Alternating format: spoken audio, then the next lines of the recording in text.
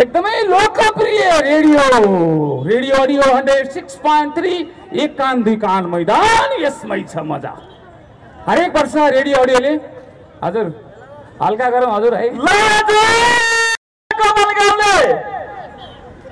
ठिकै छ, मिलेर बसौँ, झगडा नगरौँ, प्रेम गरौँ, दुवै गर्ने मन भए बिहे गरौँ है। हल्का लाठीचार्ज हुँदैछ यतापट्टि, हल्का बेसरी भयो भने कस्तो हुन्छ थाहा छैन। ओके, अब कार्यक्रम सकिँदैछ। म पनि आज मात्रै नाइटा चढेर आएको, भनेको मतलब नाइट बस चढेर आएको भनेको है। उता जिल्लामा थिएँ है, जिल्लाबाट नाइटा चढेर कन्नु दुखाइ यहाँ आइपुगेको छु। भर्खरै मात्रै यहाँ आएको छु।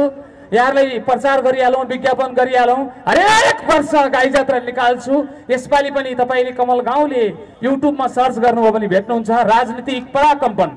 यसपालिको मेरो गाई जात्रा राजनीतिक पराकम्पन छ।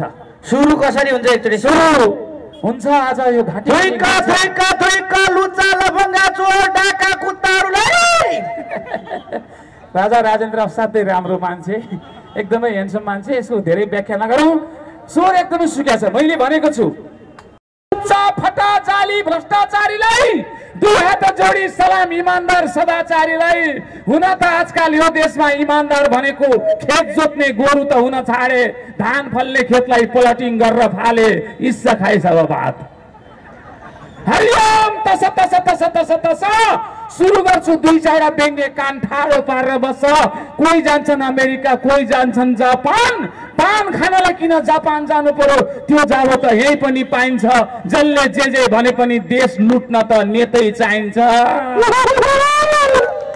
मैले भनेको छु हिजो यो देश राणाले लुटे, हिजो यो देश राणाहरूले लुटे, पञ्चेले लुटे, मण्डलले लुटे, बहादुरले लुटे, थापाहरूले लुटे। अहिले यो देश लहरूले लुट्दैछन्। हेर्नुहोस् यो देश लुट्ने ल पुष्पकमल दाहाल ल है, पछि हे गरौँ ल, अहिले नगर्नु। अहिले यो देश लुट्ने लहरू पुष्पकमल दाहाल, केपी शर्मा ओला लिली ल, माधव कुमार नेपाल, झलनाथ खनाल, रामचन्द्र पौडेल, कमल गाउँले। म चाहिँ होइन गाई जात्रामा एकछिन ल त मेरो पनि आउँदो रहेछ है। यो चाहिँ पहिलो सालको गाई जात्राको राजाले सुरु गरिहाल्नु ठिक्क भनेर मैले जस्ट तपाईँहरूलाई यसो मेमोरी दिएको। यसपालि राजनीतिक पराकम्पनमा मैले भनेको छु हाय हाय हाय हाय ए लौन हजुर के जमाना आयो बरेलाई। ए हाय हाय हाय हाय ए विदेशबाट पठा पैसा भुस्तिक्रेले खायो बरेल।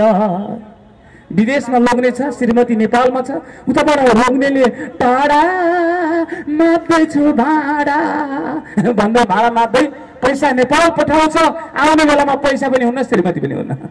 यस्तो बिजोग यही विषयवस्तुमा आधारित रहेर एउटा मेरो प्यारोडी गीत छ, त्यो पनि यहाँले सुन्न सक्नुहुन्छ। अहिले म यहाँ केही गर्न सक्दिनँ, तपाईँले युट्युबमा गएर हेरिदिनुहोस्। अर्को छ कोही तरिका हो, यो कोही तरिका हो। अरे पेट्रोल छैन, ग्यास छैन, पानी छैन, बिजुली छैन, भ्रष्टाचार, कमिसन, घुस,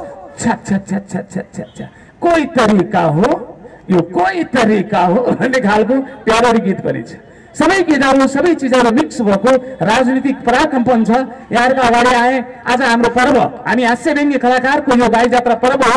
त्यसैले कसैले मलाई जयापुरी भन्छन्, कसैले मलाई बलराम भन्छन्, कसैले जेठादाई भन्छन्। जसले जे भने पनि हामी यही धरतीका नागरिक, हामीलाई पनि यो देश राम्रो बनोस्, राजनीतिक विषयवस्तुमा व्यङ्ग्य गर्न नपरोस्, राजनीति सुध्रियोस्, हामीलाई अरू विषयवस्तु खोज्नु परोस् भन्ने हामी कामना गर्छौँ। हाम्रा नेताजीहरूको कानमा यो कुरा पुगोस्, राम्रो काम गर्नुहोस्, हामी तपाईँको साथमा छौँ भन्दै मेरा 155 वटा शब्द यही अन्त्य गर्छु।